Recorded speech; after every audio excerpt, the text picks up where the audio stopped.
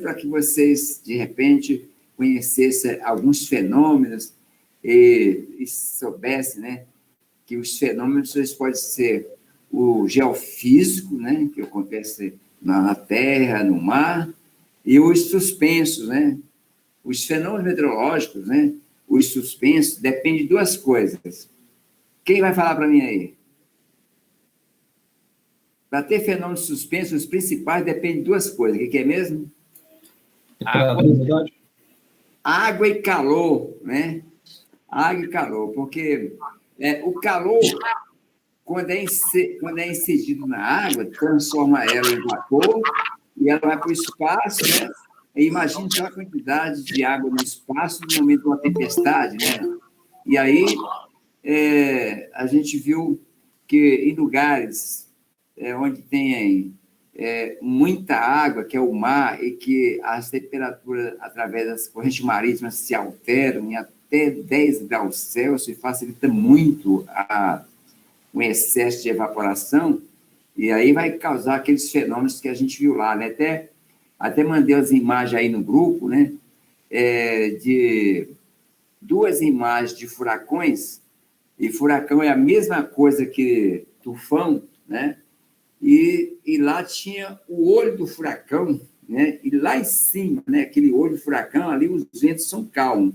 Os ventos vão ficar violentos pela periferia deles, né?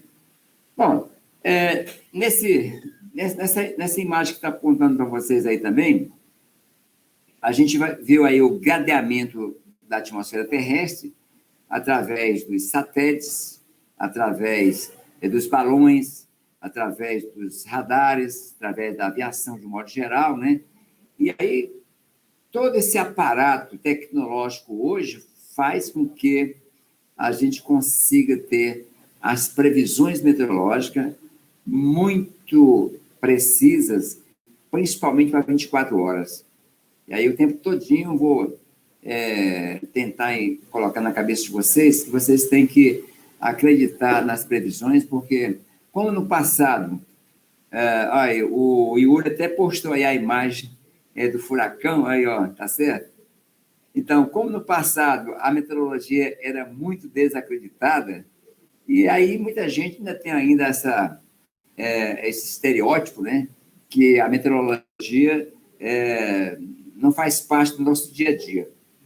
Mas olha só, eu digo para vocês que no Brasil tem uma televisão, que é a Globo, que eles têm um pessoal muito competente, muito dedicado, que os caras trabalham muito, são muito mesmo assim,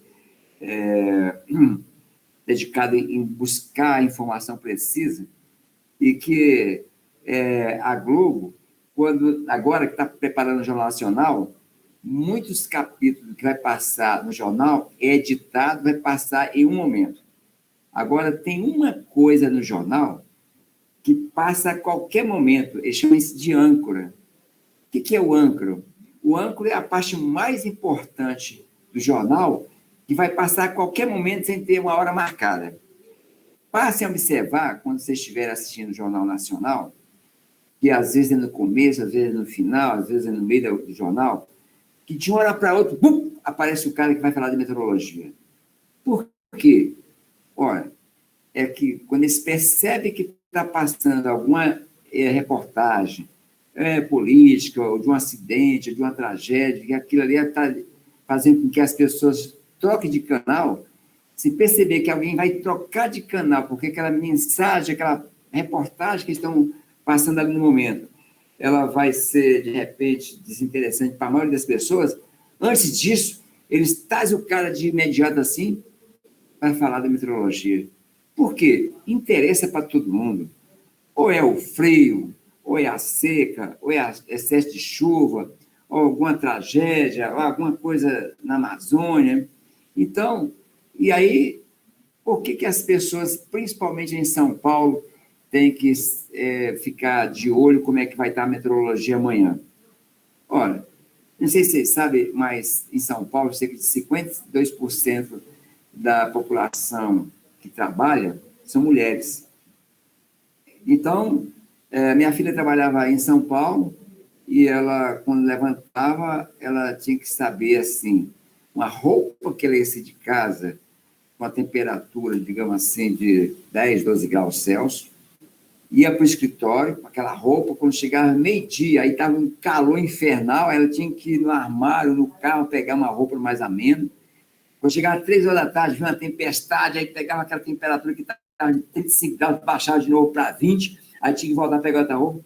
Então, as mulheres, principalmente, elas, em São Paulo, elas têm que andar com um guarda-roupa para poder fazer mudança, troca de roupa no decorrer do dia, porque você tem as 4 estações do dia em 24 horas até. Provavelmente eu saí com o meu amigo aí, o Piedade, que mora em São Paulo há muito tempo, e é paulista, né? Ele vai concordar comigo, né? Então, vocês vão ver mais na frente um pouquinho que a condição meteorológica lá no Nordeste, ela é estável, comum, não muda praticamente o ano inteiro. Porque a gente tem lá no Nordeste, mês de abril até agora, junho, que chove, e a partir de agora, até ano que vem, é verão lá. Ou seja, o verão para eles lá é quando não chove, o inverno é quando chove. E para nós aqui na região sudeste é o contrário. No inverno agora, aqui no sudeste, de Minas Gerais até Porto Alegre, daqui a pouco a gente vai saber por que disso, é quase, digamos assim, quase impossível chover, e essa seca que está acontecendo hoje nos reservatórios, e com possibilidade de ter até o apagão de novo aí, vai acontecer, porque a partir de agora, quanto mais dia se passa, menos chuva vai acontecer, né? Porque no inverno não precipita, né? Porque tem pouca radiação e as frentes frias não colaboram, e daqui a pouco vai saber disso aí, né? Mas eu queria falar sobre a certeza que vocês vão ter, que tem que acreditar nas previsões meteorológicas, que hoje tem um índice de acerto muito elevado para 24 horas, e sucessivamente, né? Então, eu posso dizer uma coisa para você, ó, em 2007, aí, tinha uma corrida de Fórmula 1 aqui no Brasil, aí quando foi na quinta-feira, foi sinalizado para as equipes de Fórmula 1 que ia chover no domingo, na hora da corrida. Pô, aí quando chegou no domingo, aquele sol, que os caras gostam de correr muito ali e tal, e aí, quando chegou já 1 hora de corrida, aí começou a aparecer umas nuvens, aí aquele Galvão Bueno pensou, poxa, não acredito, olha, tem umas nuvens carregadas ali, será que vai chover, não sei o quê? Aí daqui a pouco, pá, veio a chuva, aí os carros correram para trocar o pneu, e naquele momento, nós tivemos um campeão por questões de segunda, que foi o Massa. O Massa chegou a ser o campeão naquele momento, e aí daqui a pouco, alguém entrou na frente dele, sei lá, e quem foi o campeão foi o cara da Inglaterra. Está compreendendo? Por isso que eu estou falando desse evento, que foi muito marcante. Alguém falou na quinta-feira que ia chover na hora da corrida. Não, só não foi profeta tanto dizer assim, antes, durante ou final, mas foi quase no finalzinho da corrida, faltando 8 voltas, aconteceu esse negócio lá, tá bom? Então, nós vamos voltar agora em mostrar para vocês aí sobre aquele videozinho que eu mostrei para vocês da Terra no espaço aqui, né? Fernando, Piedade. É tão interessante essas observações que está falando aí de chuvas, que até em música da Elis Regina tem uma que fala sobre isso, né? São as chuvas de março anunciando o verão, né?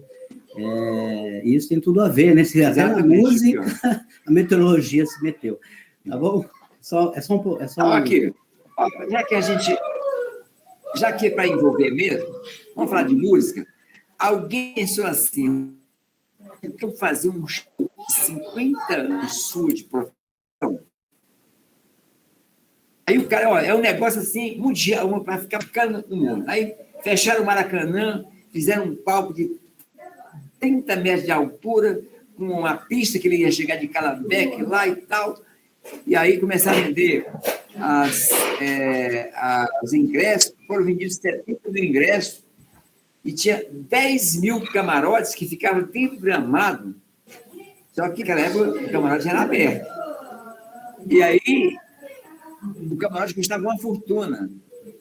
Então, quando chegou na véspera, não, chegou quinta-feira, o cara que está, o produtor do show, contratou uma empresa de meteorologia de São Paulo para prever se ia chover. Quinta-feira.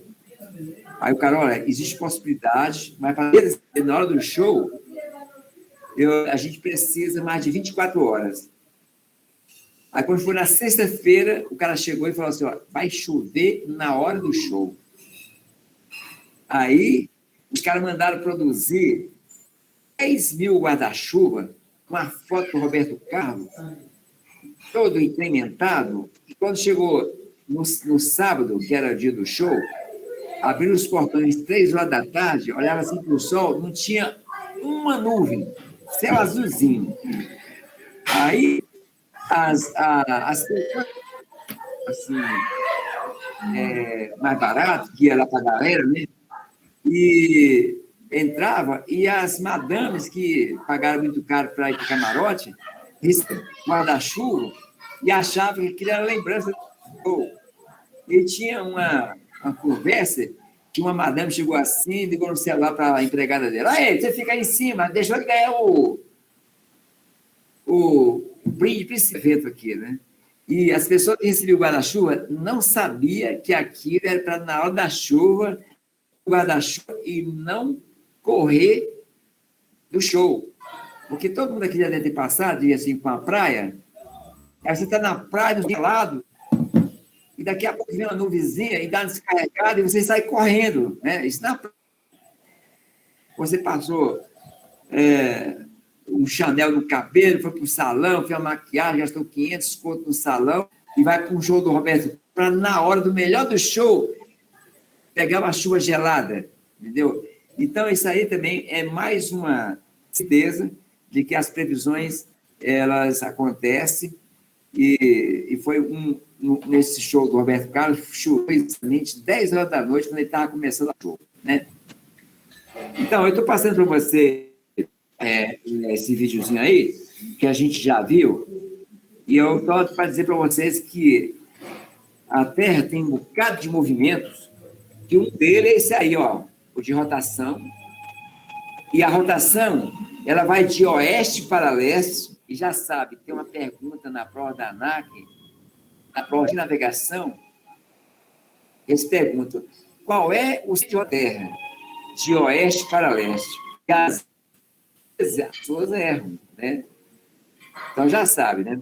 Então, o deslocamento é de oeste para leste, e esse movimento acontece por completo em 24 horas, portanto, ele vai nos fornecer os fenômenos de curto prazo. Porque, olha, nesse exato minuto, a Terra se encontra nessa posição e está iluminada todinha aqui nessa parte da Terra, na parte ocidental, né? E do outro lado está escuro. Está iluminado, ou seja, recebendo muita radiação, absorve a radiação, aquece, né? E vai formar o deslocamento do ar ou na horizontal ou na vertical, portanto, esse ar dessa parte aqui fica estável. Claro, aí, o sol esfriado, o ar que está colado se recebe o contato, ele fica parado, sem movimento, né? Então, aí nós temos, então, agora, uma projeção para dizer para vocês que esse movimento da Terra, ou de rotação, que é em torno do seu próprio eixo, acontece em 1.675 km por hora. Tem um outro movimento, que é em torno do Sol. E esse em torno do Sol é a 107 mil km por hora, né? 107 mil km por hora. E que esse movimento em torno do Sol a gente chama de translação. Mas na ANAC costuma cobrar um outro nome chamado revolução. Então, anote aí, ó, translação é igual revolução. Tá? Translação é igual a revolução. Nesse movimento de translação ou revolução, ele vai os fenômenos de longo prazo, que são os fenômenos que acontecem em 3 e 3 meses. Então, nós começamos, há 2 semanas atrás, o inverno, que é o resfriamento. Vamos passar por 3 meses. Como? Qual que é o nome que você falou? Translação é igual revolução. Ah, tá, beleza, valeu. Então, nós vamos passar agora 3 meses com ar muito seco, frio, gelado, e aí, até que chegar em setembro, a estação, vamos passar para a primavera, que a gente vai dizer que é o pré-aquecimento. Durante 3 meses, a gente vai aquecendo, até chegar em dezembro, que no verão vai ser aquecimento total. Então, a gente tem igual o quê? o revolução. Ah, tá, obrigado. Revolução. Entendi. Aí, quando for em dezembro, a gente vai entrar no aquecimento total, que é o verão. Aí o verão vai durar uns 3 meses. Aí, para chegar no inverno, vai para outra transição, que é o de outono, que é o período morno, né? O morno, né? Então, a gente fala assim, ó, primavera é o pré-aquecimento e o outono é o pré-resfriamento, tá bom? Então, mostrando aqui, essa figura que eu estou mostrando para vocês aí, agora, a gente vê os planetas dando a volta em torno do céu. Tem aqui uma setinha, né? A Terra, que ela vai se mover em 1 ano, né? Tá certo? Bom, aí a gente vai, a partir de agora, entrar nas galáxias, e todo aquele sistema solar, ele está representando agora essa setinha aqui, ó. Então, olha só, um pontinho espaço representa todo aquele sistema solar, aquele monte de planeta que a gente viu agora há pouco, tá bom? Então, aí, esses sistemas solares são as galáxias, é tão difícil de pensar na imensidão que é esse vazio aí, né? E é melhor a gente voltar aqui para a Terra. E aí a gente observa, então, que quase que todas as cidades do mundo, elas surgem na orla marítima. E eu queria que vocês memorizassem esse mapa, porque mais na frente a gente vai cobrar e mostrar para vocês, até provar por que os mineiros são meio frustrados, né? Tá certo? Por não ter exatamente o mar, né? Só um minutinho.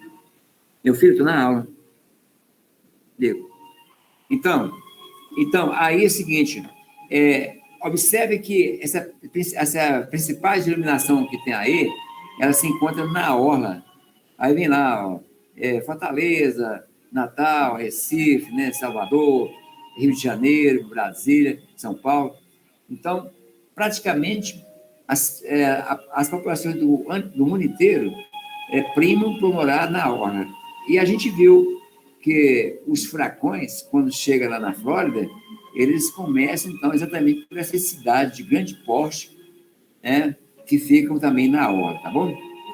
Mas a gente vai falar disso aqui mais para frente, tá bom? Então, esse PPSzinho com esse vídeo girando, a gente já tinha mostrado ele, é só para a gente dar um esquenta e falar de mais um outro movimento que a Terra tem, que é aquele que eu mostrei o peão para vocês, que a Terra faz esse movimento em torno do seu próprio eixo, bem de leve, né? Que é o que vai causar para a gente, né? O movimento magnético da Terra. Deixa eu ver se eu mostro aqui para vocês, né? A Agatha preparou para mim aqui, deixa eu ver se está aqui, né? Não deu. Então, o magnetismo da Terra seria o movimento do magnetismo da Terra aqui no Polo Norte, e que eu vou mandar para vocês um arquivo amanhã, de uma reportagem mostrando que, em média, esse deslocamento do magnetismo da Terra era numa faixa de 64 quilômetros por ano, e as cartas de navegação que vocês vão aprender em navegação eram projetadas para durar 18 anos e 6 meses, e aí quando foi em 2004, teve aquele solavanco na Terra que foi o tsunami, e ela passou a se deslocar mais rápido. Em 2008 teve outro, e vocês vão ouvir muito com o professor Ângelo na quinta-feira sobre esse magnetismo da Terra, tá bom? Bom, a outra coisa que a gente vai falar aqui para vocês, né, é que o ar atmosférico, como eu já falei, não tem cheiro, não tem cor e é um péssimo condutor de calor, que vai ter um ingrediente que a gente chama de parasita, que esse ingrediente ele é muito importante para a gente. Imagine que aqui em BH já tem quase mais de 3 meses que não chove e o ar está muito seco mesmo. E ainda vai ficar mais seco ainda, né? Porque não tem perspectiva nenhuma de chover tão cedo. E aí, quando esse ar fica seco, a primeira coisa que acontece é que, à noite, as nossas narinas, elas queimam de tanto respirar o ar seco. Existe uma indicação da Organização Mundial de Saúde que, para que você possa ter uma mais ou menos suportável essa umidade, seria ter em torno de 50% de umidade relativa, que a gente vai aprender isso aqui hoje. E aí, nessa época, já baixou de 30%, e vai chegar um momento que vai ficar menos que 30%. Quando chega menos que 30%, normalmente a Defesa Civil da cidade dispara aí um alerta para que a população evite de fazer esforço físico na parte da tarde, de 14 às 16 horas, principalmente os idosos e as crianças, né? Costuma que em alguns lugares, em Brasília, por exemplo, no interior de São Paulo, tem muito aqueles canaviais, a região chega a 12%, Brasília chega a 12% de umidade relativa, e aí as pessoas, né, as escolas, quando eram presenciais, até abortavam as aulas na parte da tarde por conta dessa secura, tá compreendendo? Então, a umidade relativa, ela é importante para a gente. E aí, veja só, como é que a gente fala de ar seco e ar úmido? Então, vamos começar o papo aqui, ó. Digamos, eu estou aqui numa sala, e vocês estão aí numa sala ou num quarto. Se a gente pegasse o espaço interno de vocês e dividisse em 100 partes, então, você poderia pegar 4 partes dessas 100 e colocar uma quantidade de vapor no ar que se encontra. Ou seja, você pega o ar que está na sua sala, né, e que seria oxigênio e nitrogênio em grande escala, que você pode injetar vapor d'água e ocupar até a 4ª parte desse espaço seu lá dentro. Então, o volume de ar, ele comporta até 4% de vapor d'água. E a gente vai dizer que quando esse volume de ar tiver com 4% de vapor d'água, isso equivale a 100% de umidade relativa, tá? Então, se eu estou aqui nessa sala e eu conseguisse tirar toda a umidade daqui de dentro, já está pouco, quando eu tirasse todo o vapor aqui de dentro, eu ia ter o quê? O gás natural da atmosfera terrestre, que é oxigênio e nitrogênio. Então, eu teria 0% de vapor d'água e 0% de umidade relativa. Se eu agora vou transformar essa sala em uma sauna, eu ligo um vaporizador e começo a injetar um vapor aqui dentro, e ele vai penetrando. Quando o vapor ocupar a 4ª parte das 100 que eu dividi esse espaço, aí o ar vai ficar saturado, vai ficar, então, 4% de vapor d'água, que equivale a 100% de umidade relativa. Bom, se eu estiver numa sauna, né, com 4%, você nem percebe que se está seco ou se está úmido. E o que acontece se estiver na sauna, você continuar emitindo mais vapor? O excesso de vapor, depois que ele ocupou a 4ª parte, ele começa a se chocar com o teto, com as paredes ou com o chão gelado e começa a condensar. O que é condensação? É quando o vapor d'água ele sofre o choque térmico por resfriamento ou por já estar saturado e volta o líquido, tá? Então, a gente tem assim, falamos na semana passada, essa água, ela está no estado natural, se eu colocar do lado de fora, provavelmente amanhã ela pode evaporar até mesmo pelos ventos, tá? Então, a evaporação é o estado natural da passagem do estado líquido para o estado de vapor, pode ser pelos ventos. Agora, e o que acontece se eu emitir calor? Agora eu vou colocar um calor aqui e eu vou acelerar a passagem ou a transformação dessa água para o estado de vapor. Aí, nesse caso agora, como eu estou acelerando, eu estou provocando ou fazendo um ato artificial que vai ser a ebulição. A ebulição é a passagem da água do estado líquido para o estado de vapor quando é provocado. E a evaporação é a passagem do estado líquido para o estado de vapor naturalmente. Tá bom? Então, de novo, pode estar notando aí na posta de vocês esse detalhe, que é a perguntinha de prova lá. A que pergunta assim, ó, quando você tem a passagem da água do estado líquido para o estado de vapor naturalmente, você tem ebulição? Não. Evaporação? Sim. Quando você coloca água na chaleira, e você provoca, que você coloca uma quantidade de calor para essa água ser transportada artificialmente, aí você tem a ebulição, tá bom? Então, sempre que tiver perguntas de prova lá, né, que a gente vai lidar e chamar a atenção de vocês para ir já anotando aí, beleza? Porque vai acumulando aí o curso, né? E imagine só que eu vi que o Freitas ontem, ele olhou para o relógio, devia ter atrasado, ele passou um pouquinho, é porque, na realidade, a matéria dele é mais extensa mesmo e ele quis terminar aquele capítulo, tá bom? Mas, normalmente, a nossa aula aqui é de 2 horas. Pois é, agora, já que a gente falou que 0% de vapor d'água é igual a 0% de umidade relativa, tá? 0% de vapor d'água equivale a 0% de umidade relativa. E que 4% de vapor d'água corresponde a 100%, né, de umidade relativa, que a composição gasosa, ela comporta no máximo 4% de vapor d'água, tá? E que 4% é a capacidade máxima desse volume de ar receber vapor. Quando você coloca mais vapor depois que satura, esse vapor tende, então, a condensar ou voltar para o estado líquido, ok?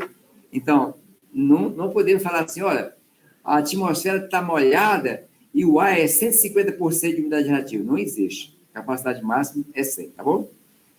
Bom, aí, vamos falar mais sobre o que esse penetra vapor d'água, o que esse penetra, ele é importante para a gente, é que através desse penetra é que transporta água de um lugar para outro, que chove, né, que faz falta dessa chuva, etc. Não é isso mesmo? Agora, vou mostrar para vocês como é que a gente sente isso. Ó, eu estava lá em Recife fazendo uma digitação de 70 anos de dados meteorológicos feitos de hora em hora, tudo no papel, que a gente foi digitar tudo para o computador. E eu não entendia que tinha, há 25 anos atrás, estava começando a aparecer os primeiros computadores, né? E por que a gente digitava e tinha que guardar o papel, sendo que esses papéis eram verdadeiro combustível nos depósitos. Então, digitavam e guardavam. Aí, depois que passamos lá 1 ano e meio digitando um volume imenso de informações meteorológicas de Recife, aí eu digo, para que meteorológico que é isso? Aí eu fiz a pergunta do computador. Olha, qual seria a temperatura máxima de Recife? A temperatura máxima e média, né? Qual a temperatura máxima e média de Recife? Adivinha? Deu 28 graus Celsius. Ó, para quem é aqui do Sul, imaginar que lá é 28 graus Celsius, é até heresia, porque você acha que lá é o inferno de calor, né? Isso mesmo. Aí achei interessante, pô, o pessoal do Sul nem vai acreditar que a temperatura média de Recife é isso. Aí eu resolvi perguntar ao computador, me mostra aí qual é a temperatura média e mínima. Aí deu assim, ó, temperatura média, né? Temperatura média e mínima. Aí sabe quanto é que deu? Deu 23 graus Celsius. Aí tinha um colega aqui em BH que estava fazendo o mesmo serviço e eu pedi para ele fizesse também essa mesma pergunta. Aí, aqui era Recife, né? Recife, e aqui eu botei BH. Aí em BH deu 26 graus Celsius, temperatura média anual. E aqui deu 14 graus Celsius, a mínima.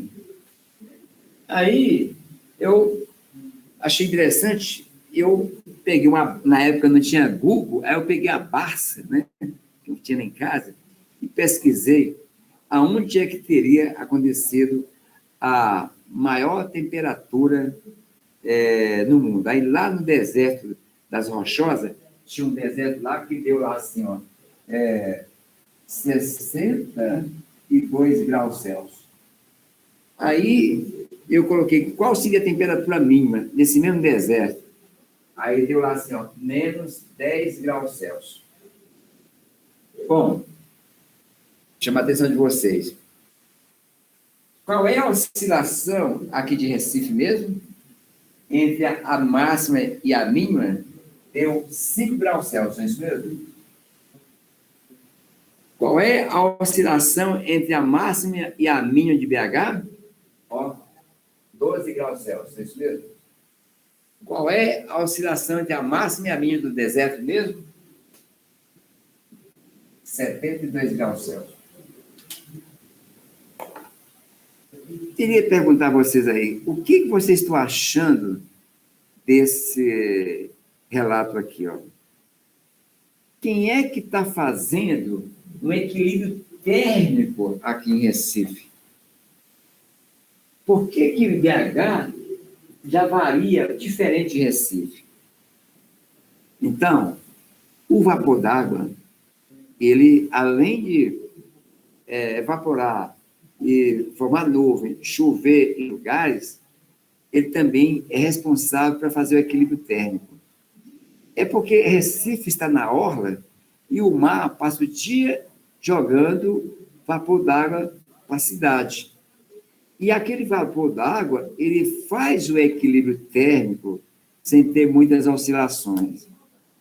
Em BH, e outra coisa, além do mar, Recife tem vários rios. E em BH não tem rios, só tem a selva de pedra. Tá? Então, o ar é muito seco. Acho que a gente só perde para Brasília aqui em BH, entendeu?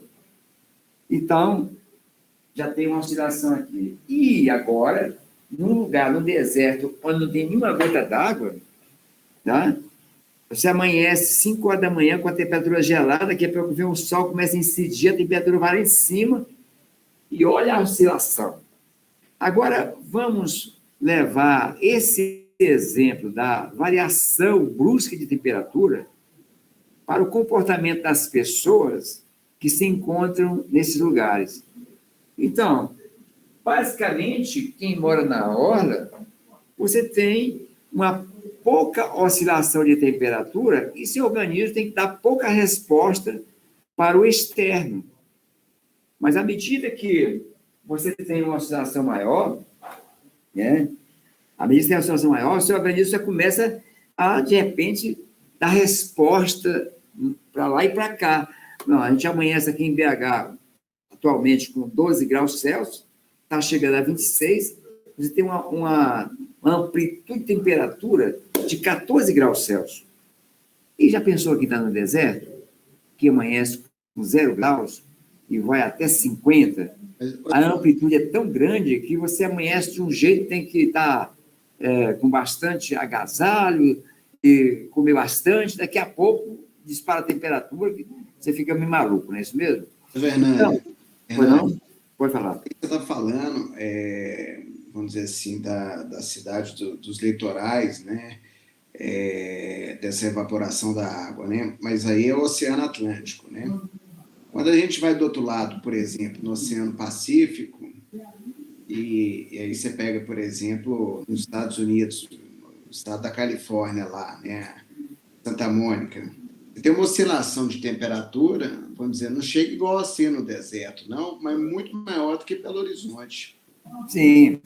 O que acontece? O que pode estar acontecendo, às vezes, de você ter uma amplitude menos? Não tem que ser somente o mar. Por exemplo, em Manaus, por exemplo.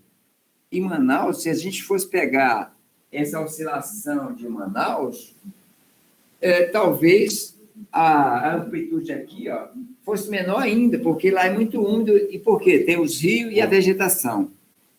Então, se você está numa cidade que está cercada de vegetação, nós já falamos na outra aula que a vegetação também, ela retém umidade.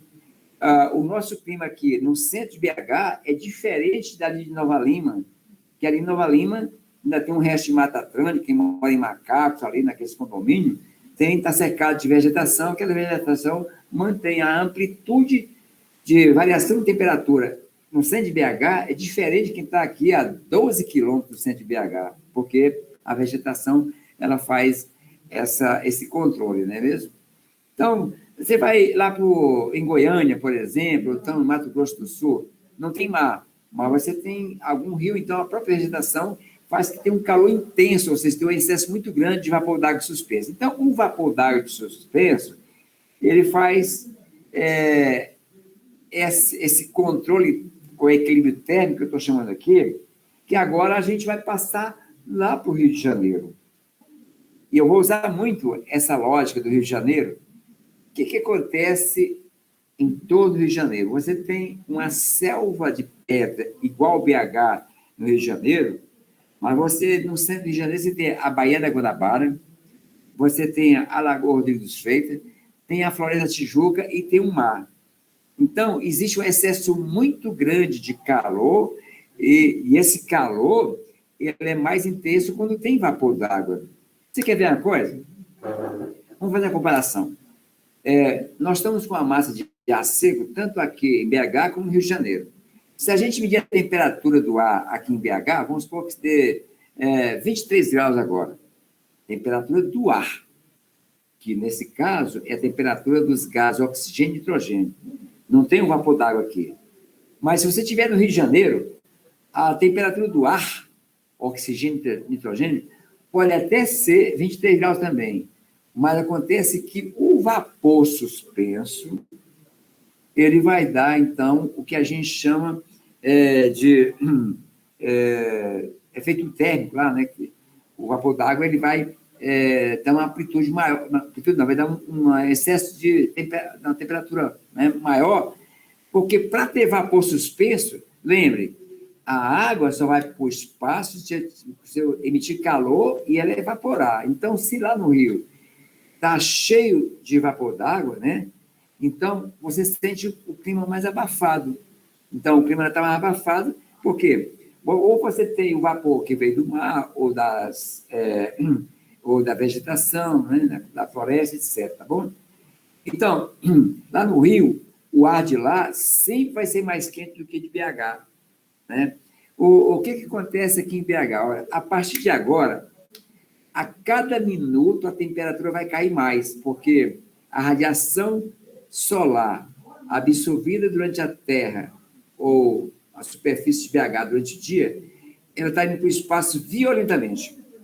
Mas lá no Rio vai ser a mesma coisa, porque da mesma forma que a radiação de BH está indo para o espaço, lá no Rio também, a selva de pedra está mandando a radiação para o espaço através da irradiação terrestre, e essa irradiação, quando sobe, ela é absorvida pelas gotículas d'água que estão suspensas, e aí absorve a radiação e fica mais calor e fica mais abafado, entendeu?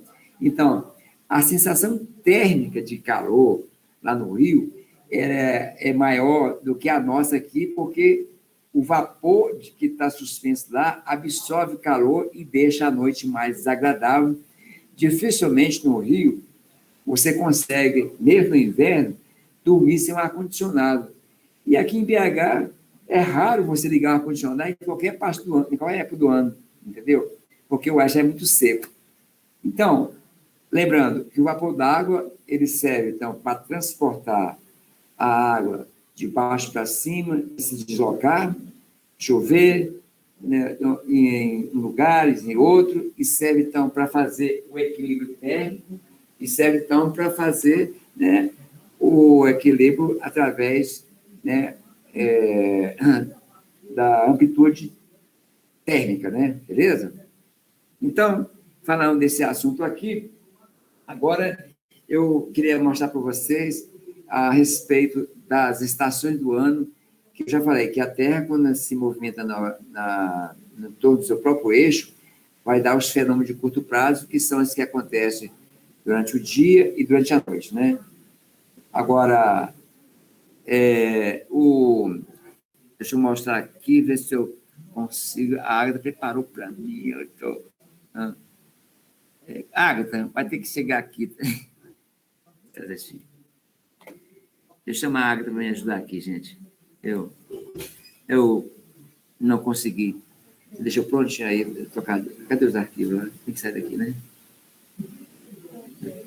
Eu queria Terra no Espaço. Não é esse aqui, não. Pode clicar nesse aqui. Pronto, obrigado. Agora deixa eu...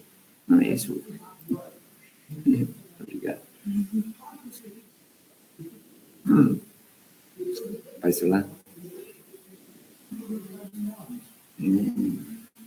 Então, gente, vai aparecer para você agora uma imagem aí que vocês têm no início da post de vocês, né? E que, só que lá não está colorido e nem está com a dimensão de que está aqui, que eu vou falar para vocês uma coisa. Né? Pode? Vai abrir? Vai abrir. Tá bom. Eita. A mãe só vai dar um jeito dele aqui, né? Pronto, graças a Deus, né?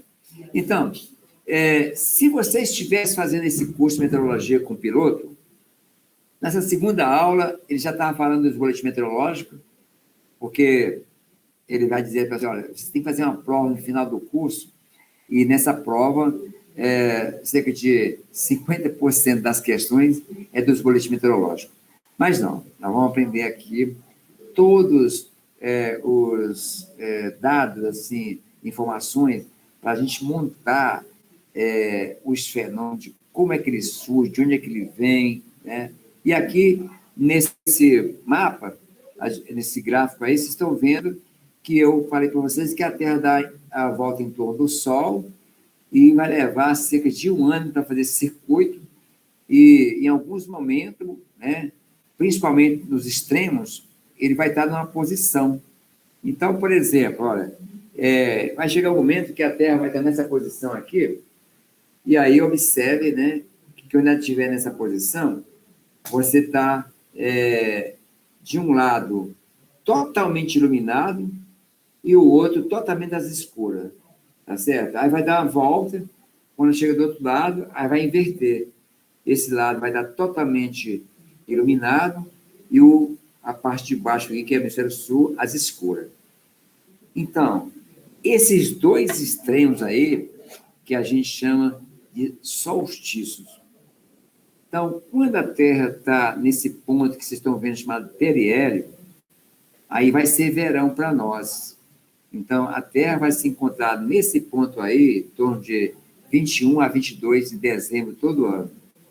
Aí, quando a Terra se encontrar nessa posição, então, vai estar totalmente iluminada aqui, onde a nossa Antártica vai ficar com 180 dias de luz total, e lá no Ártico vai ficar 180 dias de trevas totais.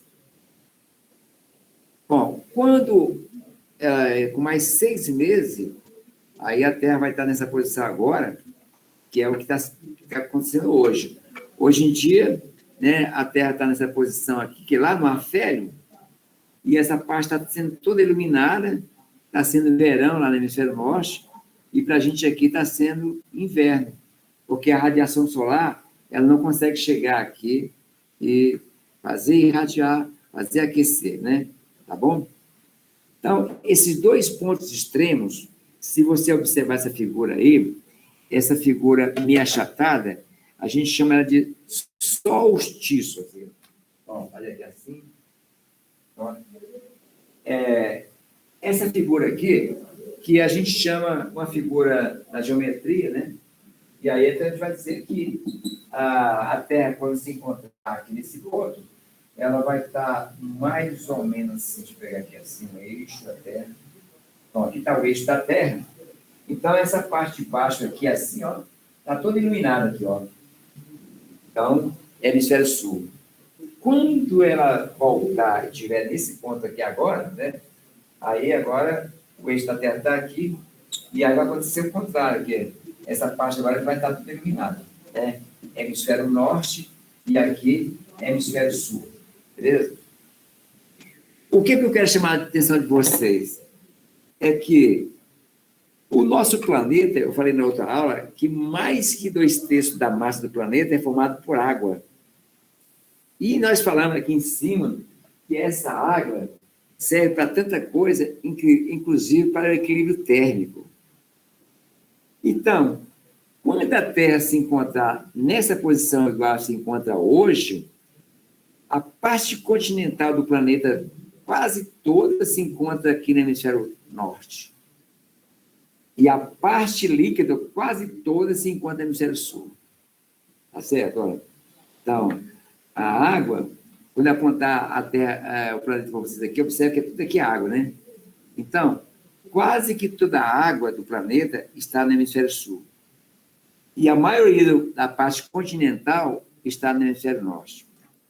E aí, eu queria dar uma pausa para falar de uma coisa para vocês, chamado calor específico, que também, dificilmente, vocês ouviriam que alguém falasse para vocês. Deixa eu ver se eu mudo aqui. Eu tenho aqui, só um instantinho.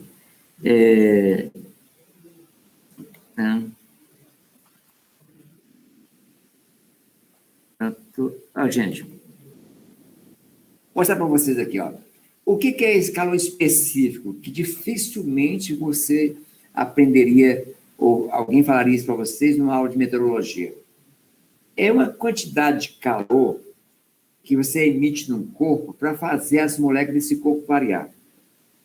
Então, a gente vai aprender aqui agora que os fenômenos, aliás, os minerais metálicos, eles têm um calor específico muito baixo, né? E que qualquer calor, você tira as moléculas do seu ponto de equilíbrio. Então, por exemplo, vamos supor que isso aqui fosse um espeto, e que esse espeto tivesse 150 gramas, e aqui nessa água fosse 150 gramas de água. Então, eu vou pegar uma cota de calor qualquer, e vou emitir aqui no espeto, e vou emitir aqui na água. Essa cota de calor no espeto, logo, logo, vai deixar as moléculas doidonas, aceleradas, e tirar todas elas do seu ponto de equilíbrio. Essa mesma cota de calor que eu emiti no espeto, quando eu coloquei aqui na água, não fez nem cosquinha. Aí, então, a gente já vai aprender que a água, ela é que tem o maior calor específico, onde ela demora a se aquecer e demora a se resfriar. Os materiais sólidos, minerais, né, eles têm um calor específico muito baixo, e qualquer quantidade de calor tira as suas moléculas do seu ponto de equilíbrio.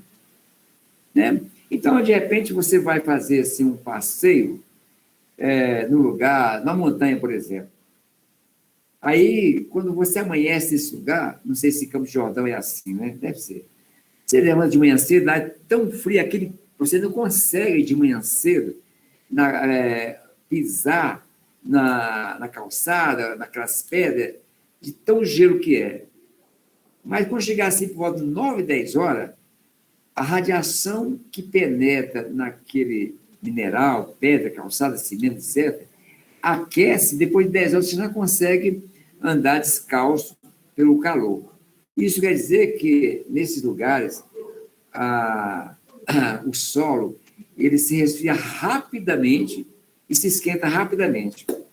E que a água demora a fazer esse mesmo efeito. Então, aí, por exemplo, tem essa escalinha que eu vou mandar para vocês, que mostra que a água tem um calor específico de quantidade 1, e os minerais, ferro, pedra, etc., tem calor específico menor que 1. E com isso, agora, a gente vai ver uma coisa interessante. Ó. Essa distância do Sol até aqui... Ou não? Quanto menor, então, o calor específico aí do material, mais rápido ele esfria e esquenta, é isso? Quanto menor o calor específico, ele vai ter esse mineral vai ter uma capacidade muito grande de esquentar rapidamente e se resfriar rapidamente, entendeu? E já a água demora a se esquentar e demora a se resfriar, e a gente vai falar muito disso no decorrer do curso. E agora eu queria dizer para você o seguinte, ó, essa distância do Sol até a Terra, nesse ponto chamado aqui de periélio, é mais ou menos de 146 milhões e 200 mil quilômetros. Tá certo? Já essa distância aqui, ó, vai ser de 151 milhões de quilômetros. Tá certo? Então, deu para perceber que quando a Terra se encontrar nesse ponto, ela está muito mais distante em relação àquele outro. E deu para perceber que quando a Terra se encontrar nesse ponto mais perto do Sol, o que vai estar sendo apontado de radiação é a água. Ou então, quando a Terra se encontrar nesse ponto aqui, o que tem aqui apontado para ela a parte continental, e isso aqui é a engenharia de Deus, divina, entendeu?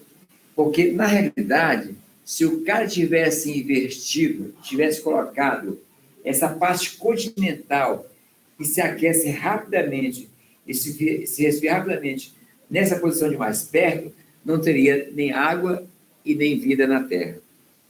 Então, de novo, a água é um equilíbrio térmico, né? Quem é que teve dúvida a respeito desse processo aqui e do calor específico? Aí pode falar, olha. Só para reforçar. A Terra, quando se encontra nessa posição, o que está sendo apontado por Sol é a parte continental, tá? Por isso que veio para cá, ó, 151 milhões de quilômetros. Quando ela se encontrar do outro lado, que ela estaria mais perto, o que está apontado para cá, para o Sol, é a água. E a gente já sabe, então, que a água ela tem esse efeito do equilíbrio térmico, tá certo? Ó, é bom você mentalizar que a gente vai falar muito disso e é um conteúdo para a gente aprender aqui, igual eu falei com vocês, né, que quando o cara no médico vai fazer o curso de medicina, ele passa, acho que também de dentista, que é o caso do Lírio, passa-se vários períodos estudando a fisiologia. Porra, então você vai lá no Lírio, que é dentista, ele vai fazer uma prótese, colocar uma gominha aqui, não sei o quê, mas ele tem que saber ele aprendeu toda a fisiologia daquele dor. Às vezes fica pensando, eu vou no dentista, o cara começa a mexer a broca, vai doer um pouquinho. Eu digo, como é que ele sabe que vai doer um pouquinho? Eu estudou para isso através da fisiologia. A mesma coisa é que me interessa que vocês aprendam comigo aqui, é exatamente a fisiologia da meteorologia e não aprender a decorar para fazer a prova no final.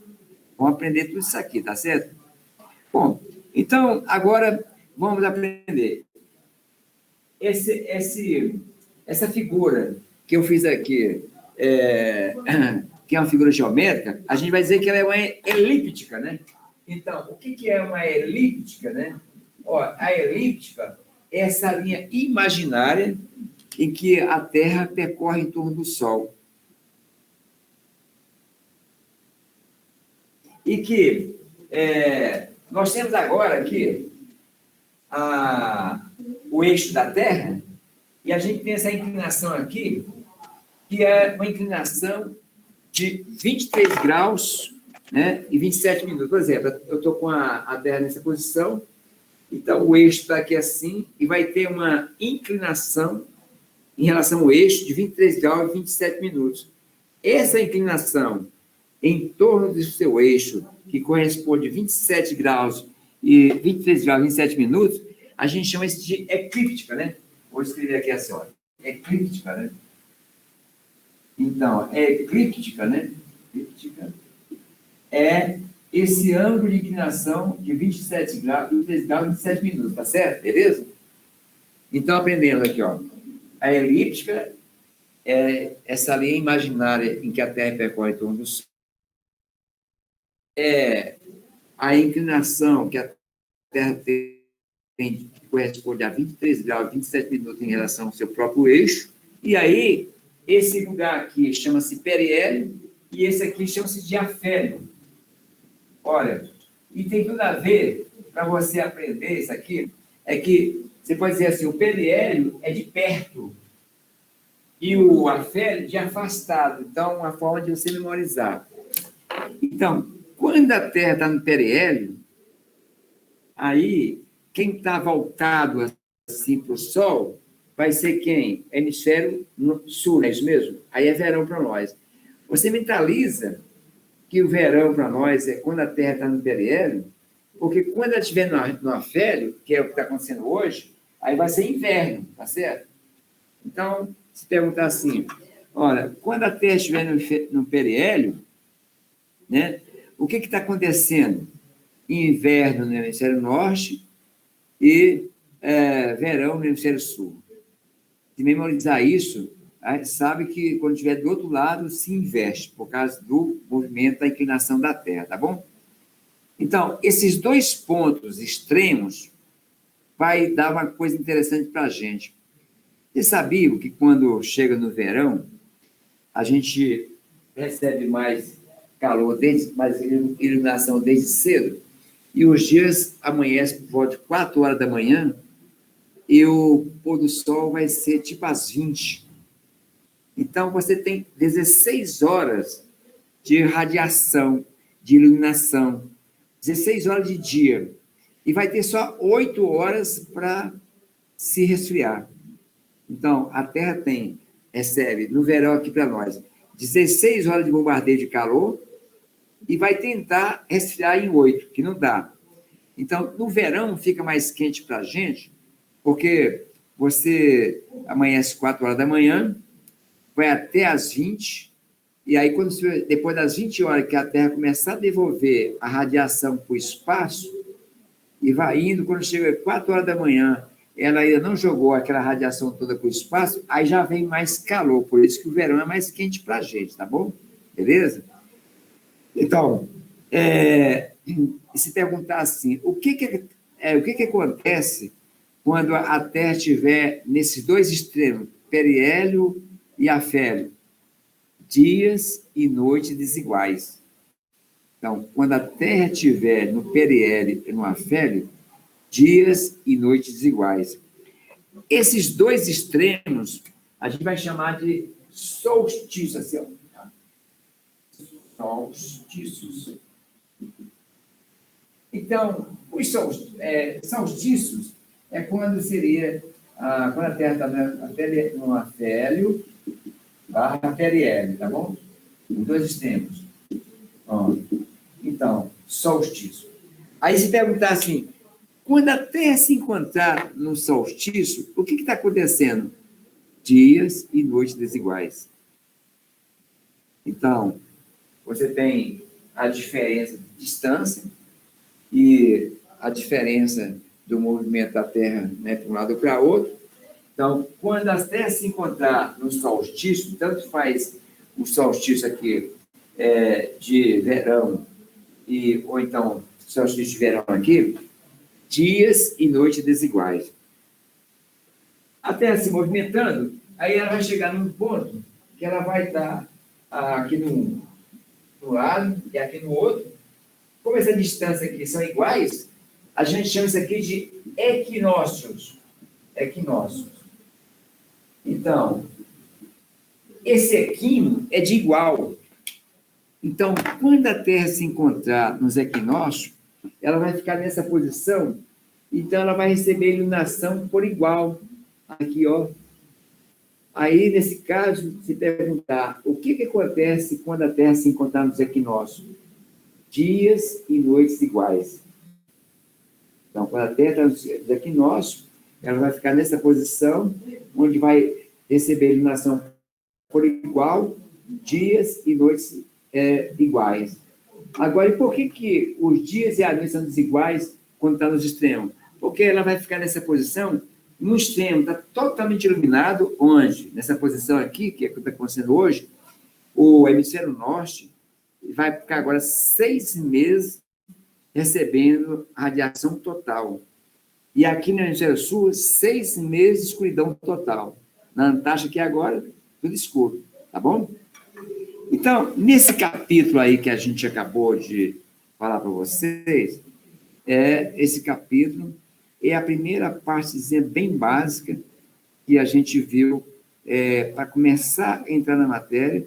Aí, lembrando que a água ela não faz parte da composição do ar atmosférico.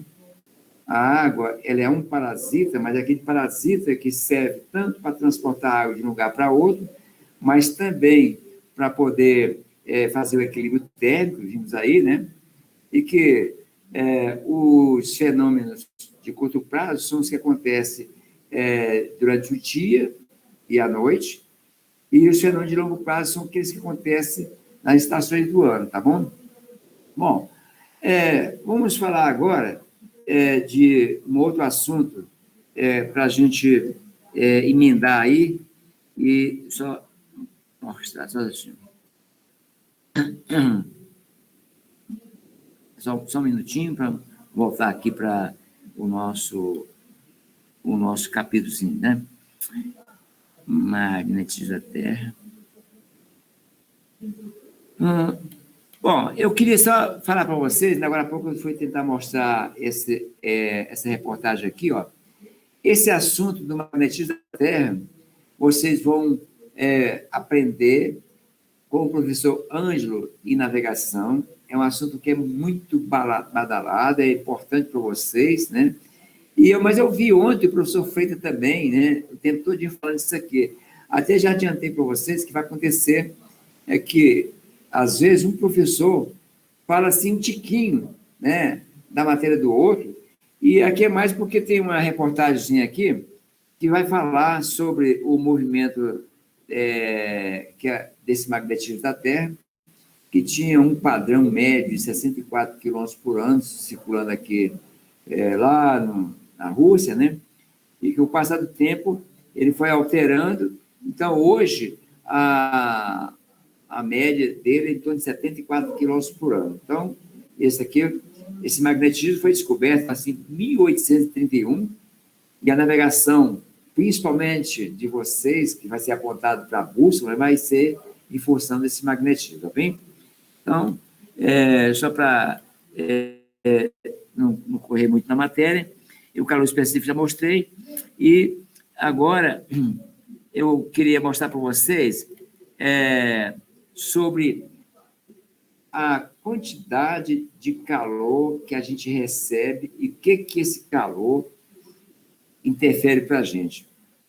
Eu falei muitas vezes hoje que a radiação vem de cima para baixo, aquece a superfície. Vamos aprender isso aqui de vez, né? Ó, gente, por favor, no comecinho da aula, eu coloquei um videozinho aqui de um A380, e aí eu vou deixar ele aqui 2 segundinhos, só enquanto eu vou aqui no banheiro fazer um pipi, volto já, tá bom? Só um minutinho.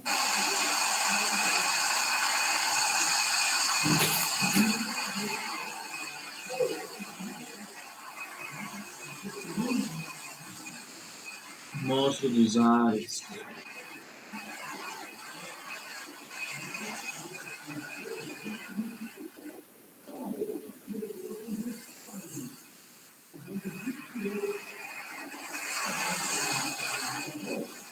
Ô, louco.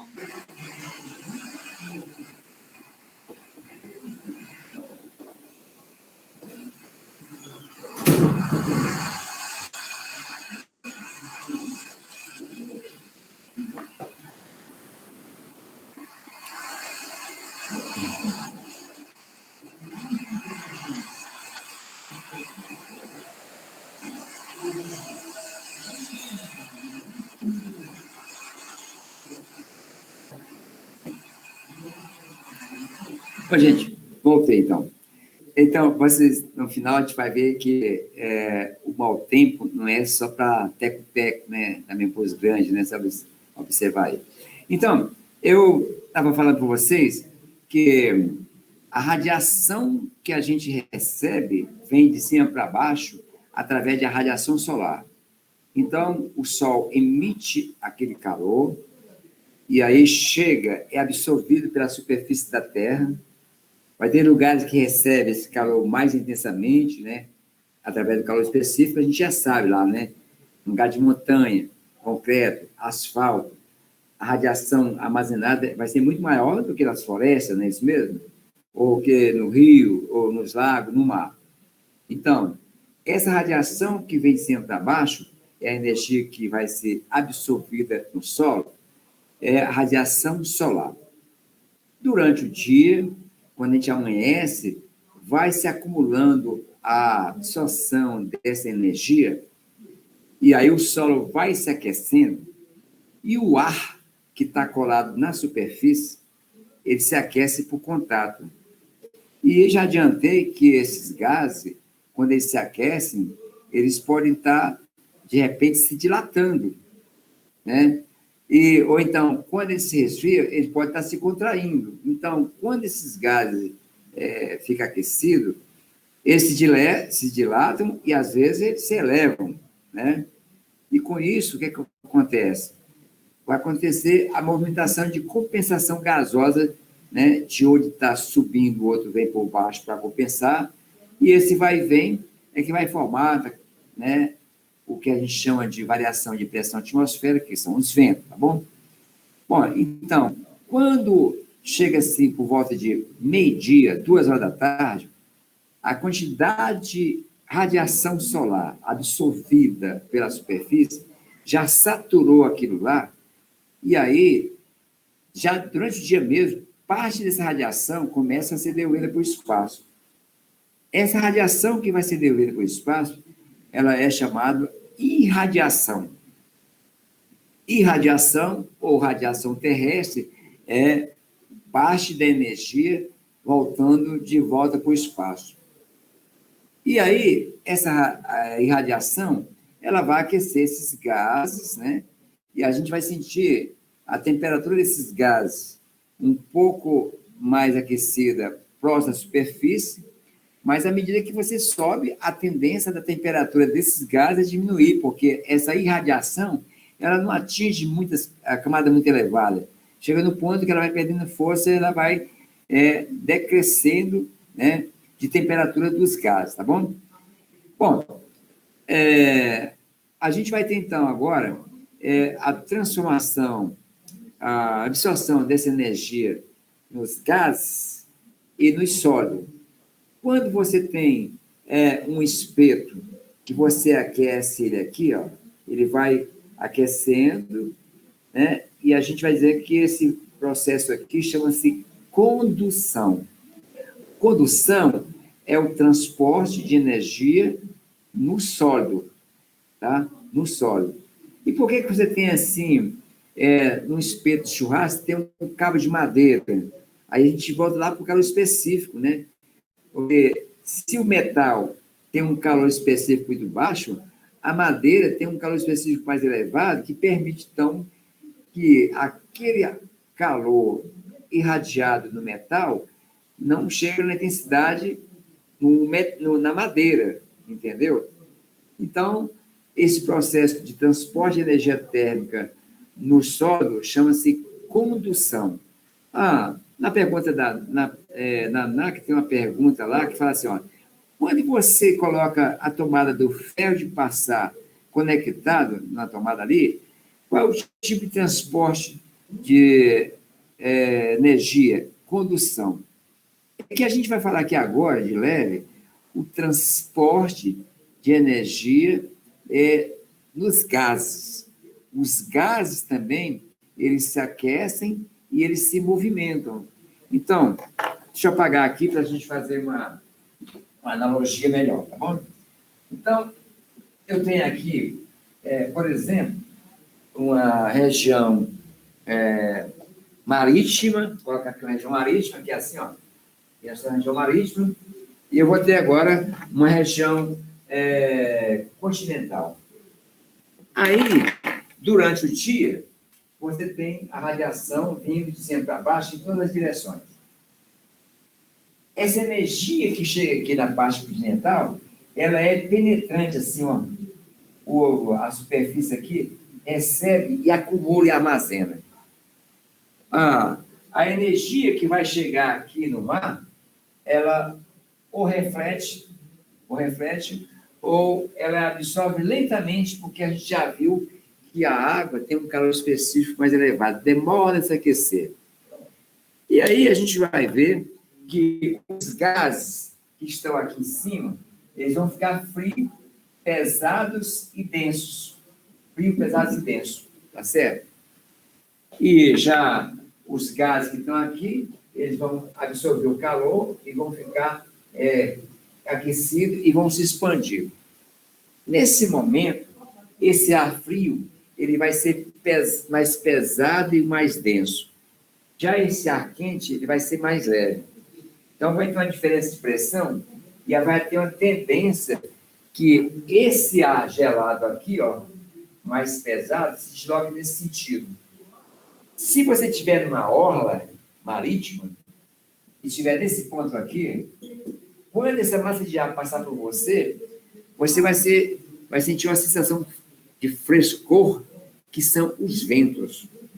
Então, os ventos nada mais é que o deslocamento da massa de ar de um lugar de pressão mais elevada para uma pressão diferente. Por exemplo, se a pressão atmosférica aqui for 1020 hectopascal, que é uma unidade de medida de pressão que a gente vai aprender mais na frente, e se aqui for 1010 hectopascal, a diferença aqui vai fazer com que esse ar busque um ponto de equilíbrio aqui, tá certo? Então, nesse caso aqui, esse processo de transferência de calor, dos gases tentando um ponto de equilíbrio, e durante o dia e noite, os gases estão sempre buscando um ponto de equilíbrio e, graças a Deus, nunca vão encontrar.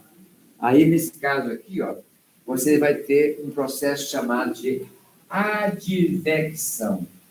Ó, então, o advecção nada mais é do que o transporte ou equilíbrio gasoso na horizontal por conta dos ventos ou diferença de pressão. Então, essa temperatura aqui vai se tentar equilibrar, saindo da pressão maior para a pressão menor. Então, esse advecção aqui é o transporte de energia térmica na horizontal. O condução, que a gente viu, é o transporte no sólido. E aqui, nos gases, tá certo? Nos gases. Então, transporte de energia na horizontal nos gases, a gente chama de advecção. Eu tenho uns vídeos, mas eu vou passar para vocês depois, que agora a gente vai passar a falar de leve o transporte de energia térmica na vertical, que ele é o mais importante, o mais significativo para o aviador. Tá bom? Tem um capítulo só para isso. Por enquanto aqui ainda é uma dosezinha assim de leve, mas eu vou fazer esse mesmo efeito aqui, ó. Digamos que você tem agora a radiação solar vindo de cima para baixo, e você tem aqui a superfície terrestre aqui. Essa radiação, quando chega aqui, aquece a superfície, E aí, de repente, o ar que está aqui, ele se aquece, e tende a subir, porque as moléculas daqui, elas, do jeito que está aqui nessa bolha, ela vai estar assim, sob pressão externa, e aí o atrito dessas moléculas gasosas dentro dessa bolha faz com que a temperatura seja elevada. Aí ele tende a subir, e à medida que sobe aqui, a pressão externa vai ser menor e a bolha vai se expandindo. Aí vai diminuindo a temperatura. Quando chega mais em cima, de novo, a pressão é menos ainda, aí a bolha se expande, menos atrito, menor temperatura. Então, esse movimento do ar na vertical, a gente vai conhecer como convecção. Então, nós estamos falando aqui agora, de leve, então vamos ter um capítulo só para isso aqui, e mostrando nos vídeos, para dizer o transporte de energia térmica pode ser no sólido, que você vai ter, então, condução, ou nos gases. Nos gases, ou gera os ventos, ou gera as correntes. E aqui vai ser importante, porque acontece, quando esse ar quente sobe, chega a uma certa altura, a temperatura diminui e ele desce aqui, ó. Então, se ele desce, começa a fazer esse movimento na vertical, e aí você tem que voar mais ou menos nessa direção, e aí você vai pegar, então, o vai e vem das correntes, né? Então, só uma coisa interessante é o seguinte, o processo de convecção forma corrente, o advecção forma-se vento, tá bom? Bom, uma palhinha de um assunto que a gente vai falar mais na frente um pouquinho, porque agora eu queria falar para vocês de uma coisa que eu acabei de falar aqui. Eu disse para vocês que o ar frio ele é mais pesado e é mais denso. Então, vamos fazer agora um estudo sobre os gases. Ó, se você tiver uma substância de um isopor e colocar o isopor em cima da água, ele vai ficar superficial. Se você tiver uma madeira e colocar em cima da água, metade da madeira desce e metade sobe. Se você tiver um metal e colocar na água, ele vai afundar, não é isso mesmo? Então, por quê? Esses três elementos que eu falei para vocês aqui agora, eles têm peso molecular diferente. Então, o isopor é uma substância que tem um peso molecular, a madeira é outra substância que tem um peso molecular, e você tem, então, o metal que tem um peso molecular diferente dos outros dois, é isso mesmo? Então, e será que os gases também têm esse peso molecular? Então, vamos mostrar que tem e determinar qual o peso para cada um deles, tá certo? Aqui também vai ter uma perguntinha de prova lá, muito sacana, e tem gente que pode errar as duas. Ó. O peso molecular, o peso molecular do oxigênio é igual a 32, e o peso molecular do nitrogênio é igual a 28, e o peso molecular no vapor d'água é igual a 18, tá certo? É como se fosse assim, ó, o ferro, a madeira e o isopor, tá certo? Então, lembrando que eu tenho falado para vocês que os gases atmosféricos é composto de quê? Oxigênio e nitrogênio na sua maior escala, não é isso mesmo? 21% da capacidade gasosa ser oxigênio e 78% de nitrogênio, né? Então, o que acontece? Ó, vamos supor que eu esteja aqui na minha sala e essa sala agora, aqui, né, nessa dimensão, tenha os gases naturais, que é oxigênio, né, e nitrogênio. Portanto, nesse caso aqui, eu tenho o ar seco, tá? O ar seco. O ar seco. São os gases naturais. Agora, na mesma sala agora, eu vou colocar aqui, né, oxigênio, nitrogênio e vapor d'água, né? Vapor d'água. Então, eu cedi um pouco do espaço gasoso do ar que estava aqui dentro e coloquei um penetra, que é o vapor d'água. Então, eu vou dizer para vocês que esse ar seco quando comparado com o A úmido, ele é mais pesado. Deixa eu apagar o restante aqui, né? Ó, esse A seco, né? A seco, ele é mais pesado e mais denso, né? Mais denso. O A seco, ele é mais pesado e mais denso quando comparado com o A úmido. Então, já esse A úmido aqui, ó, A úmido, quando comparado com A seco, ele é mais leve e menos denso. Vamos imaginar que você esteja lá na Argentina, no sul da Argentina. Nessa época do ano, a Terra está escondida desse jeito, não tem calor, não tem energia suficiente chegando aqui para provocar uma evaporação e ter umidade. Lá o ar é muito seco, tá certo? Então, nesse caso aqui, uma região, um volume de ar aqui dentro, você tem um ar seco, tá bom? Com pouco vapor d'água suspenso, não tem vapor suspenso. Agora, vamos supor que você esteja na Amazônia, lá em Manaus. Lá em Manaus, a floresta e a quantidade de rio, e também por estar na linha do Equador, você tem uma quantidade muito grande de evaporação e o ar aqui é úmido. Então, a gente já pode dizer que esse aqui seria um ar lá na Argentina, né, lá no Polo Sul, e aqui seria um ar da Amazônia. E aí, se perguntar, aonde é que seria melhor, de repente, para pousar e decolar? Quem quer arriscar aí? É com ar pesado ou com ar misturado? Oi, Yuri, quer arriscar aí, Yuri? Eu ia falar que eu acredito que seja o ar úmido.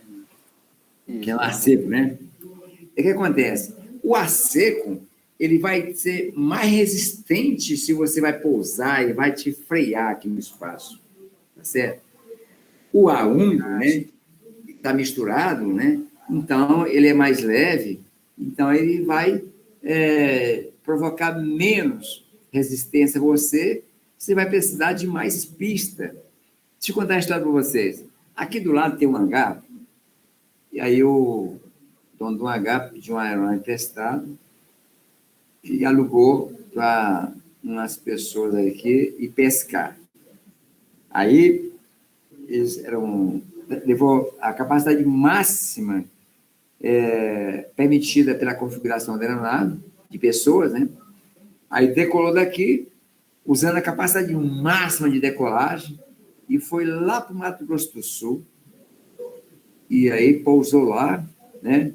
Logo cedinho da manhã, e aí eles foram pescar.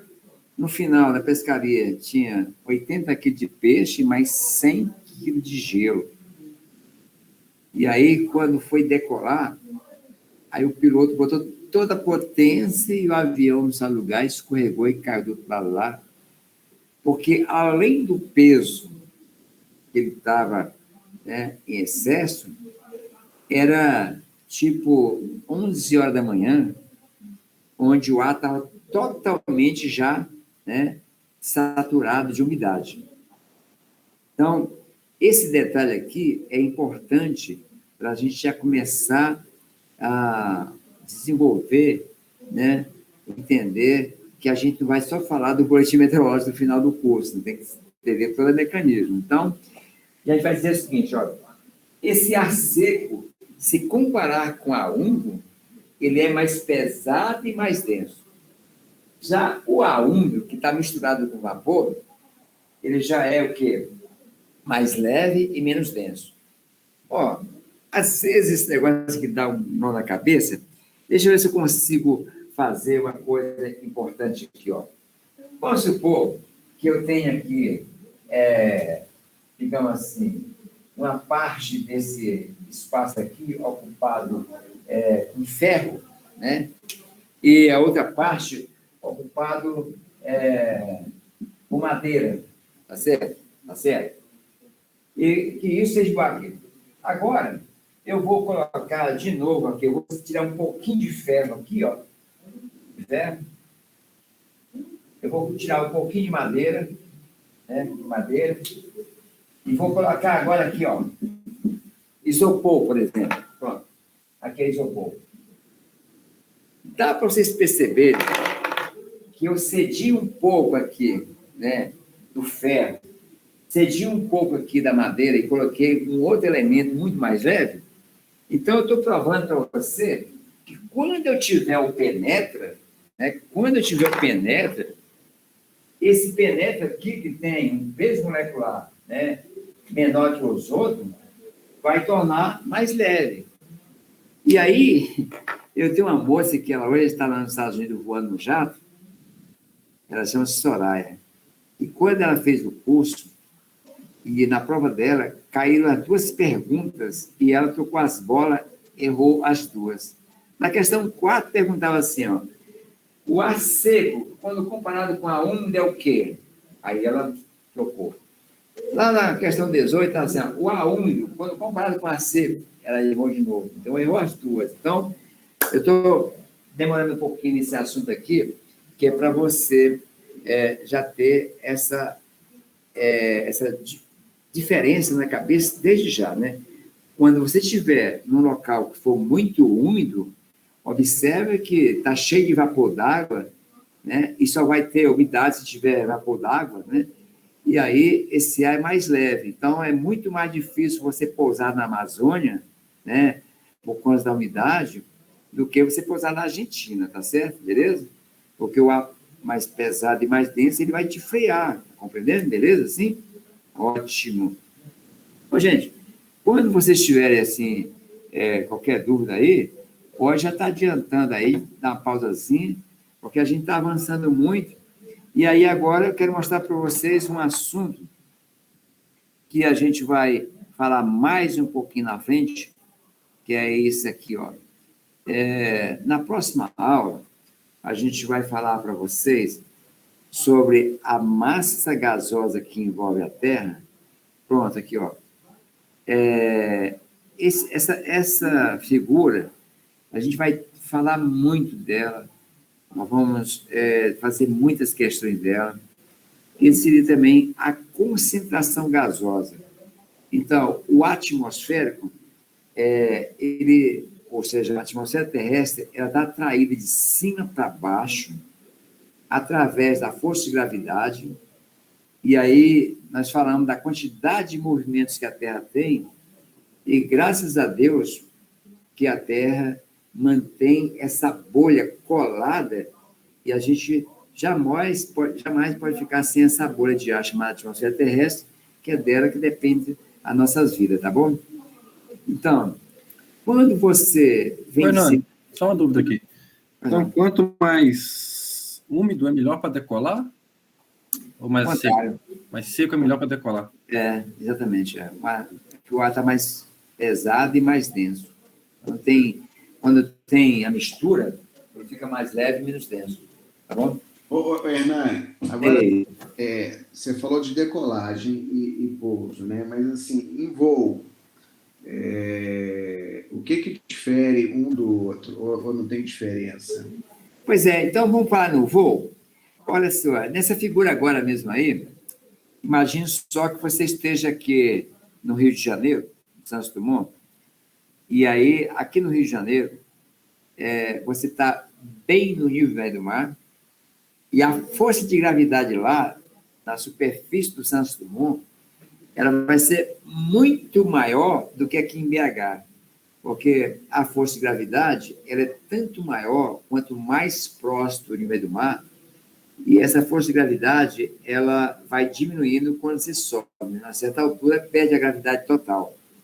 Então, para quem está aqui no Rio de Janeiro, a massa gasosa que vem de cima para baixo, atraída pela força de gravidade, vai deixar os gases mais denso, mais pesado aqui. E à medida que você sobe, a força de gravidade vai deixando de atuar na massa gasosa e a massa gasosa vai perdendo um pouco de concentração gasosa, que é a mesma coisa de pressão atmosférica. Então, nesses cortes que você tem aqui, para quem está aqui no Rio de Janeiro, para decolar é uma delícia. porque você tem a maior concentração gasosa e a maior pressão. Nesse corte aqui do meio, digamos que fosse em BH. Então, imagine só que as moléculas gasosas aqui, elas estão um pouco rarefeitas, porque a força de gravidade aqui em BH não é a mesma do Rio de Janeiro. E se você vai lá para a Bolívia, né, então, olha como é que é a concentração gasosa lá em cima. Aí, então, o que acontece? Para fins de pousar e decolar, o ideal é pousar próximo do meio do mar, onde vai ter a maior concentração gasosa, que é a maior densidade e maior pressão, que vai, de repente, frear ou te jogar lá para cima. Depois que você decola, o ideal é voar lá em cima, para não ter nada ou pouca coisa te resistindo. Quando eu saí informado na aeronáutica, as aeronaves, elas voavam na faixa aí de, no máximo, 30 mil pés, que era 30 quilômetros, 10 quilômetros. Hoje em dia, o ideal para se voar é 45 mil pés, 42 mil pés, tá certo? Aquele avião da Air France que caiu lá no Recife, na costa do litoral brasileiro, ele estava a 42 mil pés. Então, a aviação internacional hoje, quanto mais alto puder voar, é melhor porque tem menos resistência, né? Então, exatamente o que eu queria falar para vocês a respeito dessa figura, que é um assunto que a gente vai falar muito mais na frente um pouquinho, que é de pressão atmosférica. Mas, agora, eu só queria adiantar para vocês uma palhinha da próxima aula, que é os gases que estão colados na atmosfera terrestre. Qual é o objetivo desses gases? Principalmente, fazer com que a energia solar, que passa com uma certa intensidade de milhares de graus Celsius, à medida que chegue na nossa atmosfera terrestre, ele vai perdendo a intensidade e a força daquela energia que vem em onda eletromagnética, até deixar passar para nós a energia que a gente possa suportar. Então, nós vamos aprender que a bolha, que vamos chamar de atmosfera terrestre, ela vai ser dividida em 5 camadas, de baixo para cima, e a gente vai entender o que cada camada dessa vai interessar para a gente, tá certo? O que vai acontecer. Então, para começar, essa massa gasosa que está colada na superfície, que sofre os efeitos completos, né, do calor, ou do resfriamento, ou do movimento na horizontal ou na vertical, é nessa camada aqui que a gente vai chamar ela de troposfera, que é onde acontece quase que todos os fenômenos meteorológicos. Então, quase que todos os fenômenos meteorológicos acontecem próximo de nós aqui, e é nessa camada que vai acontecer tudo quanto é voos, né? Tudo quanto é voos. E aí, nós vamos deixar esse capítulo para depois, mas eu queria já falar para vocês dos avisos. Olha, amanhã vocês vão ter aula de matemática, e não subestime, e eu hoje mandei no e-mail de vocês 2 apostilas de matemática. Então, vocês podem baixar, né? E aí, amanhã, vai ter umas continhas tão simples que a gente acha que sabe, mas vai facilitar muito na aula de navegação quinta-feira. Então, nessa quinta-feira, aí vocês vão ter a navegação e o professor já vai chegar, tipo assim, na página 18, e onde muita coisa que ele vai falar é sobre o magnetismo da Terra, sobre o que é ângulo, o que é grau, que negócio todinho, e vai usar já uma matemáticazinha, e às vezes quem não assistir essa aula de matemática vai terminar ter uma tendência de achar a matéria difícil ou amarelar. Mas tem uma colher de chá. A aula de quinta-feira de navegação, quem não puder assistir, não deixe de assistir sábado, 10 horas da manhã, 10 e 15 da manhã, que vai ser repetida. Se você não assistir essa aula de navegação nem na quinta e nem no sábado, aí na outra aula já vai ficar um pouco perdido. Aí, às vezes, tem pessoa que fala assim, não dá para gravar?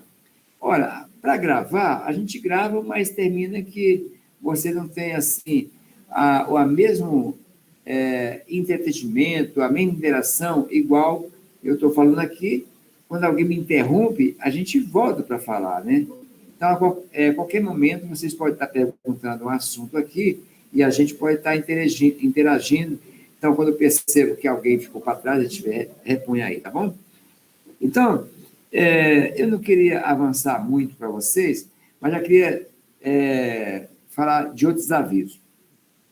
Ó, é que esse sistema Google tem uma sala virtual chamada Google Classroom, que lá vai ter um bocado desses arquivos que a gente passa aqui para vocês, e mais na frente, e vocês têm que aceitar o convite para entrar na sala, porque daqui a umas 3 semanas a gente vai ter um acúmulo muito grande de matéria, e a gente precisa fazer uns testes para já ir treinando no próprio Google como é que se vai fazer esses testes na ANAC.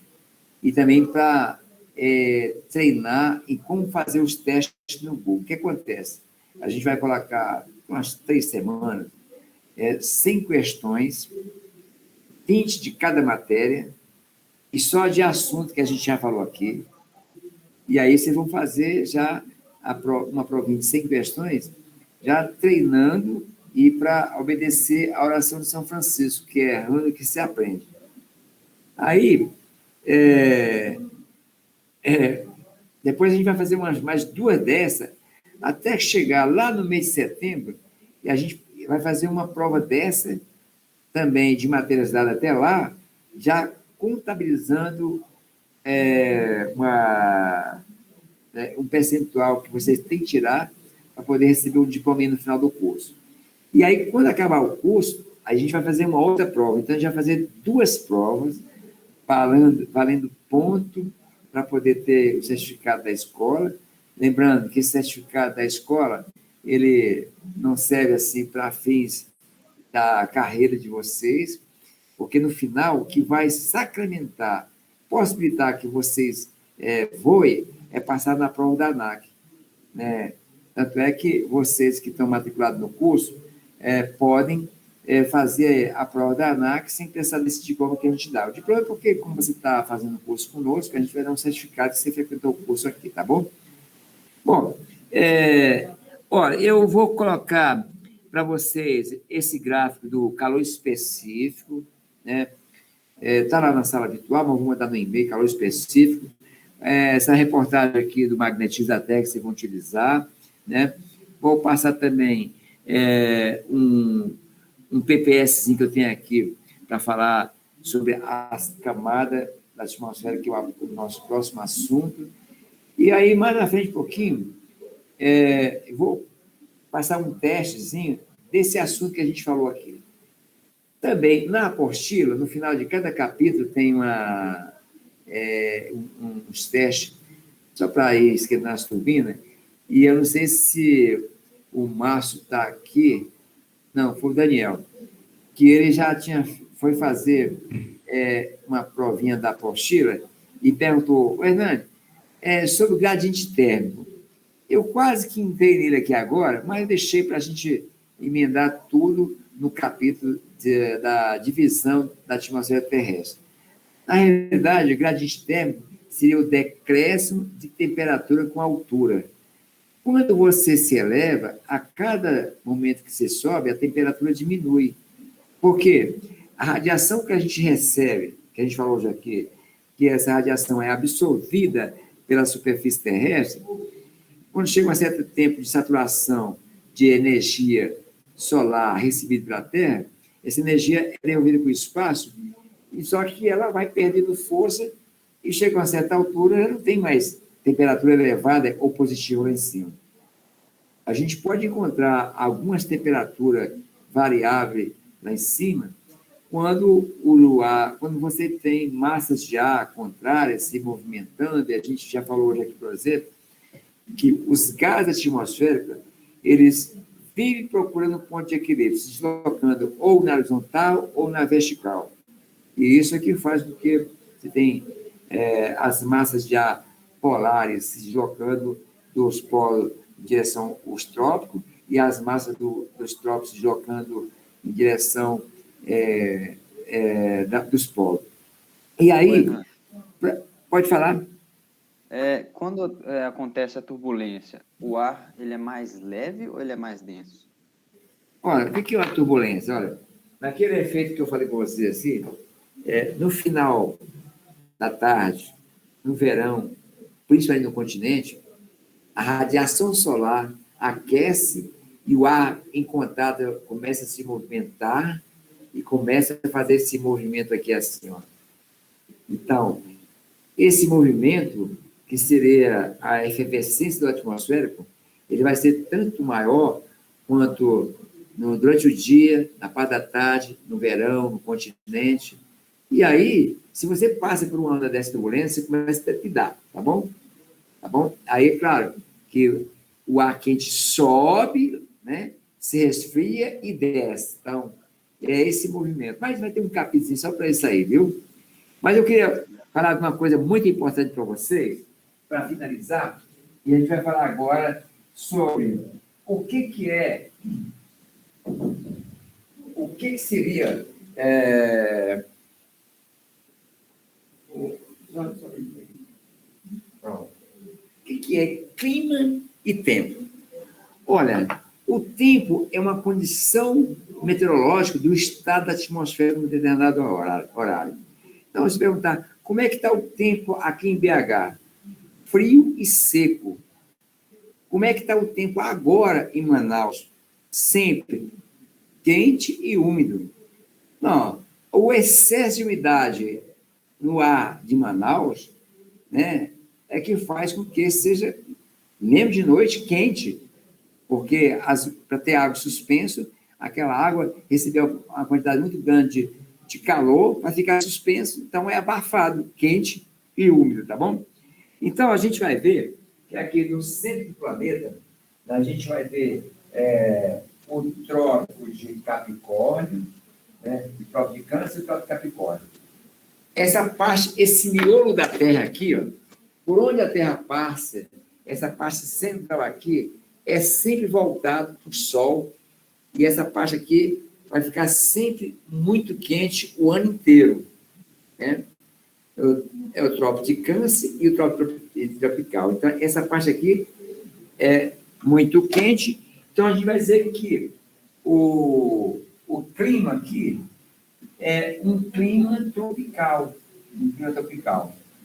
Mas aí eu falei a diferença de tempo e de clima. O tempo é a condição do estado da atmosfera num exato minuto, em um lugar qualquer.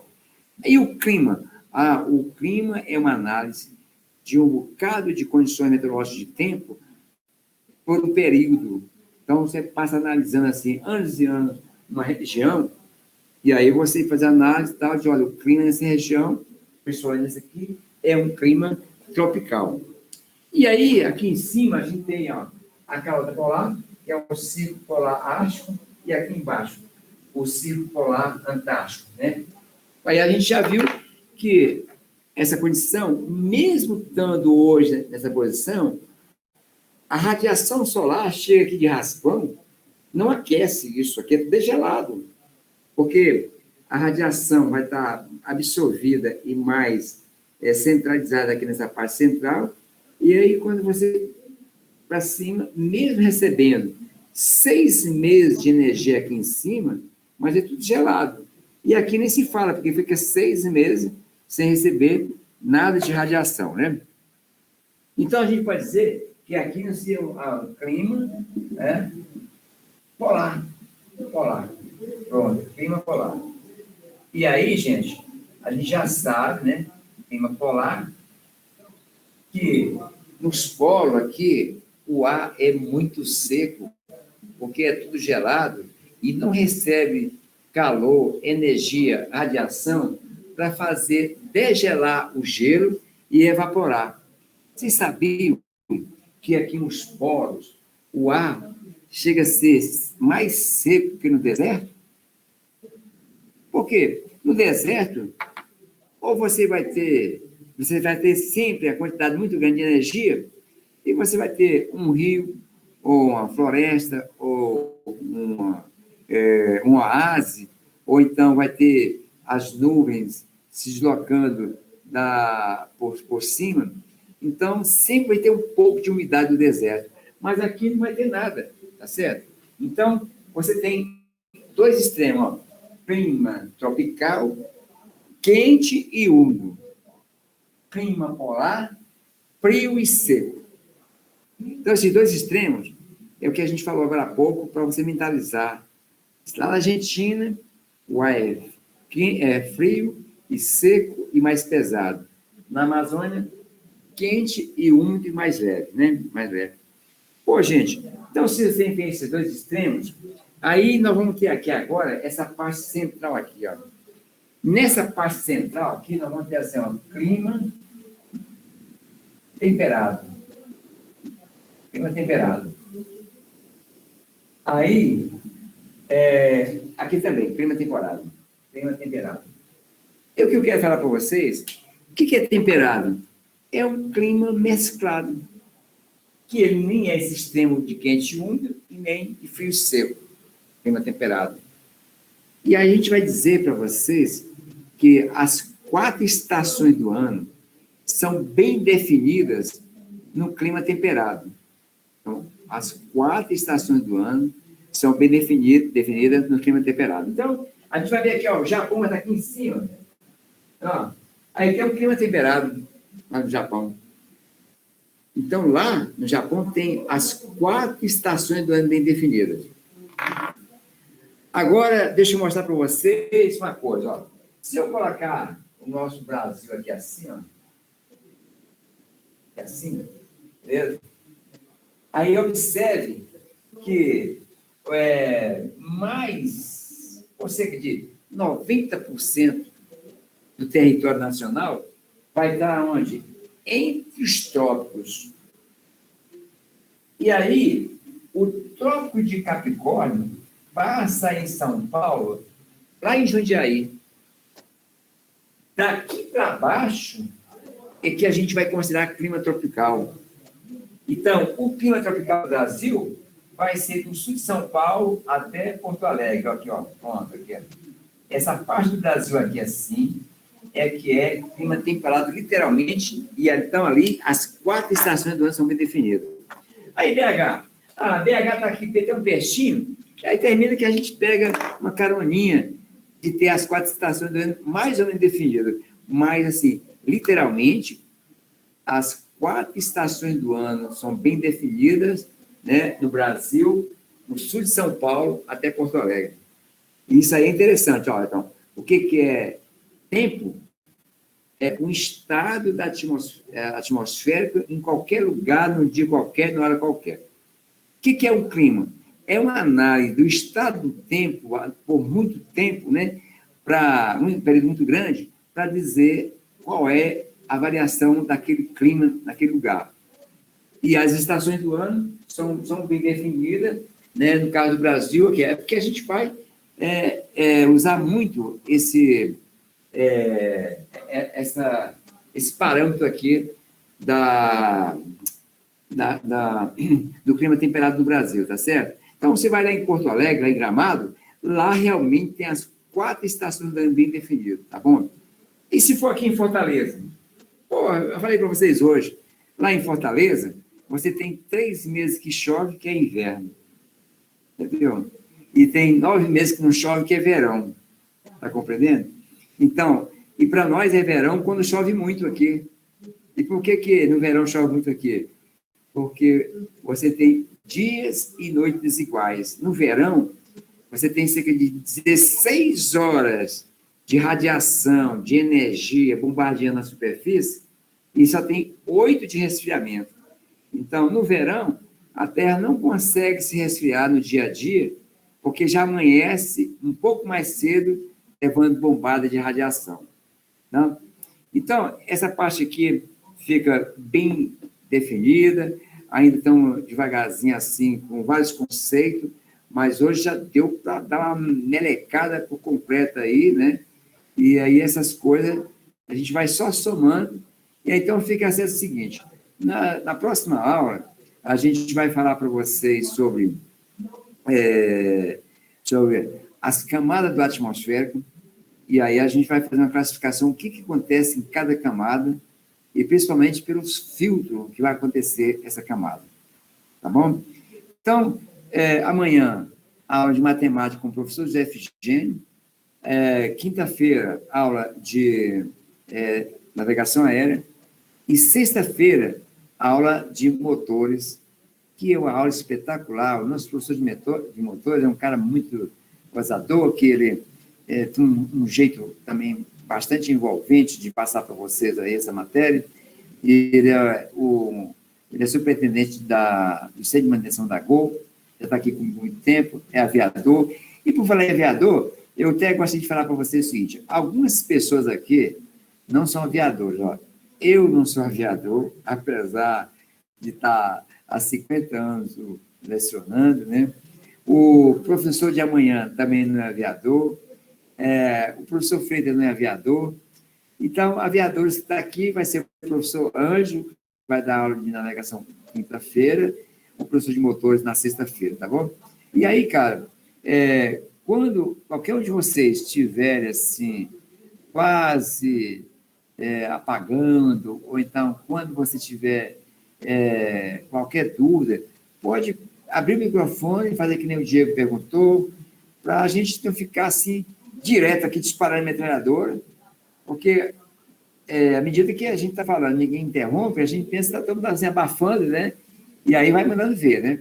Mas, por enquanto, a gente está levando a matéria um pouco mais dosada, né?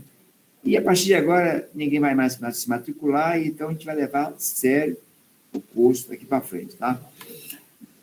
Alguma pergunta, pessoal?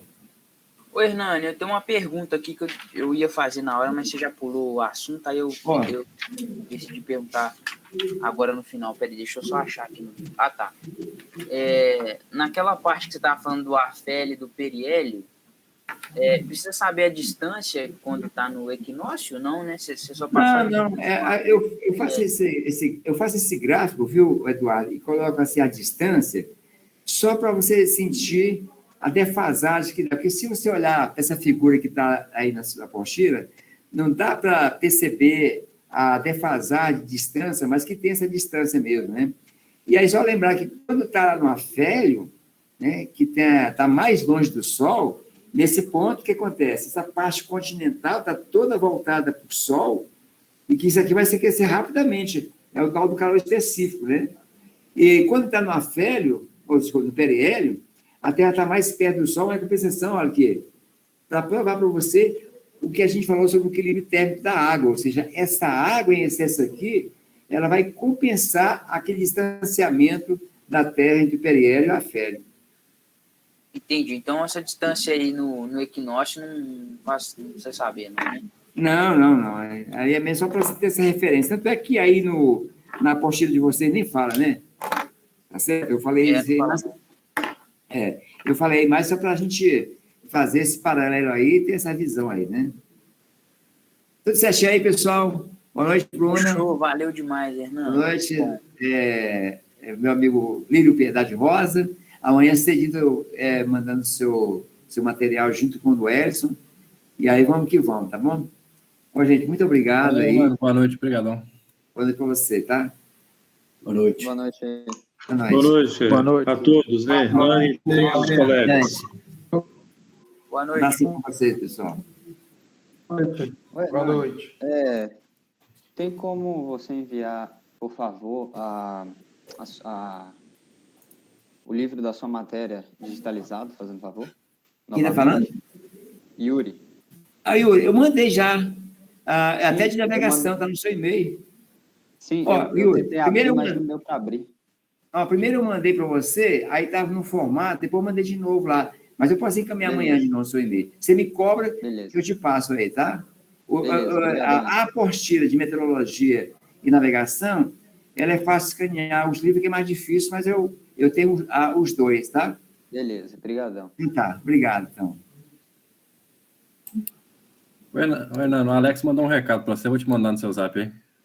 Tá, obrigadão, então. Falou, então, boa noite, tchau. Boa noite, tchau.